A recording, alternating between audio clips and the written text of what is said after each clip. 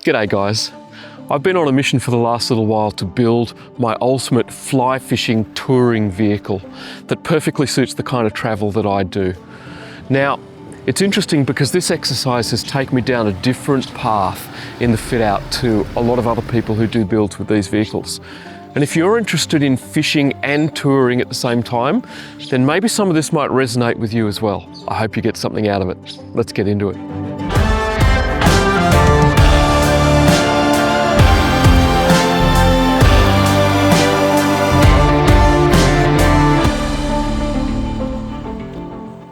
Now, if you're new here, my name's Peachy. I primarily make fly fishing videos, but in order to get to the locations where I go fly fishing, there's often a lot of camping, four-wheel driving, touring involved, and that part of the process really appeals to me as well. It's a big part of what we do in order to go on a fly fishing trip. So going forward, I want to try to incorporate a little bit more of that style of content as well, and I hope that's something that appeals to you. Building something like this is obviously a big investment in money and time and effort. So I think it's really important to start with a very clear set of goals and needs. Any vehicle that you build is of course going to be a compromise. You can't have absolutely everything that you want all in the one package. There's always going to be some compromises involved. I had a particular set of needs in mind, a very particular style of touring and camping that I like to do. And I think if you have a clear set of goals at the outset and you stick to them, then you're probably going to be more successful than if you just add on bits willy-nilly and think, oh, that'd be nice to have. Oh yeah, I'd like that. It's not necessarily going to lead you down the right path, I think, if you go that way. Now, the first one of those goals that was important for me was the vehicle had to be off-road capable. A lot of the places that I go, a lot of the good rivers to go trout fishing, let's face it, they're down four-wheel drive tracks and you're just not going to get a normal car or something like that in there. You need a vehicle that has proper four-wheel drive, it's got low range, maybe diff locks, certainly good ground clearance. All of those things are pretty much a necessity for what I do.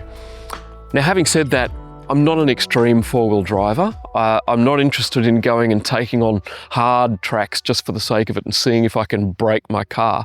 I don't see any point in that. For me, the purpose of a four-wheel drive is to get into the good locations where I want to go fishing with a minimum of fuss and with a minimum of damage to my vehicle.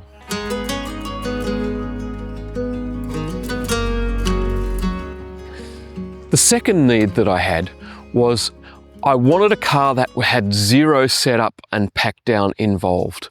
Sometimes I want to be moving around quickly. If I go on a trip for a week, say fly fishing somewhere in a particular area, I might want to move around to a different location every day. And if you have to set up and pack down canvas, tents, things like that, every time you want to move, that can become a real pain. So I was after something that I could sleep inside with zero or minimum setup or pack down involved. That meant I needed a vehicle that was big enough for me to sleep inside comfortably with all of my gear stored inside as well, without having to pack anything up at the end of the day if I just want to move the car or go to a different spot.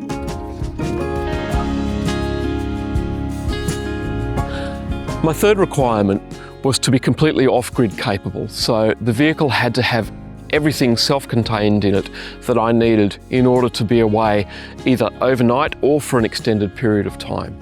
So that means it has to have water storage, it has to have food storage, a fridge, it needs to have ample storage inside for all of my gear and equipment, not just my clothes and my fishing gear, but also camera gear and my computer and all of the things that I need in order to be able to work on the road.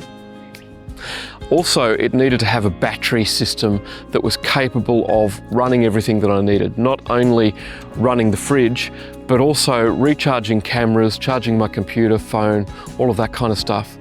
And also some other little gadgets that I've got inside that I'll get into in a little bit.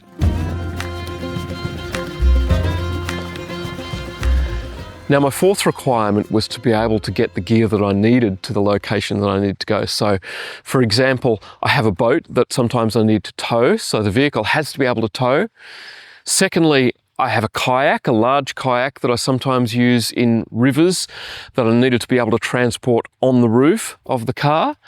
And also, I've got fly rods that I need to cart around with me, and they can be a bit painful to store inside a car sometimes. Some of them are pretty long, and there's often not an easy solution for transporting them without having to break them down and put them back in their rod carriers at the beginning and end of every day. So the vehicle that I ended up settling on, of course, is the Landcruiser 78 troop carrier. It's the only vehicle I could find that is truly off-road capable and designed for hard off-road driving if you need it. It has a large enough space in the back to be able to build a proper fit out in the back that you can truly carry all your gear in and sleep inside. Now, I did look at some other options. I did look at some vans, for example. There are some four-wheel drive vans that you can get, but a lot of them, especially off the factory floor, they're not true four-wheel drive. So on that side of things, they perhaps weren't quite up to what I needed to do. They do have some advantages in terms of more storage space inside and more functionality that way. But ultimately, I decided that I wanted a purpose-built four-wheel drive that was going to be able to cope with the kinds of roads and the kind of driving that I want to do. Now, I've got some great plans to take you guys on trips in the Troopy. I've had it out on a couple of quick trips already, and it's performed absolutely flawlessly. It's been great. It's lived up to my expectations so far, and I'm over the moon with it. Anyway, I can't wait to share some of those travels with you guys going forwards. Now, I'm going to do a walkthrough video of all of the choices made in the build of the Troopy so far. That's going to be a pretty extensive video because there's a lot of things that I've done to this with very specific purposes in mind, and I hope you guys will find that interesting.